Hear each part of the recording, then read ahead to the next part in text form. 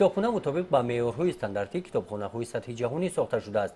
بعد مشغولیت‌های درسی و وقت‌های خودگی ساکنان محله این نورسان و جوانان دور نرفته اکنون در خود محله با مطالعه کتاب‌های بدیهی مشغول می‌گردند چون این کتابخانه را آنها انتظار بودند.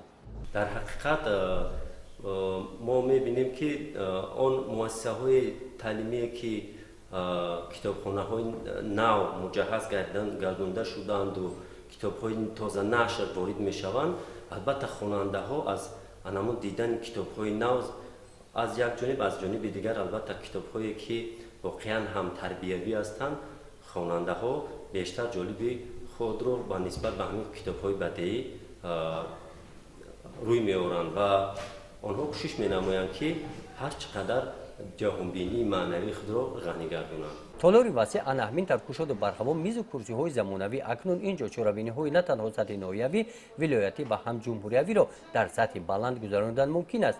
این نوبت نفرانی که در آزمون جمهوریوی فروغ صبح دانایی خواهش اشتراک نمودن را دارند جمع آمدند نزد استادان مهارت خود را میسنجند. خوشترز کتاب در جهانیاری نیست، در غمکده زمانه غمخواری نیست، هر لحظه از او به گوشه تنهایی صد راحتی هست و هرگز آزاری نیست.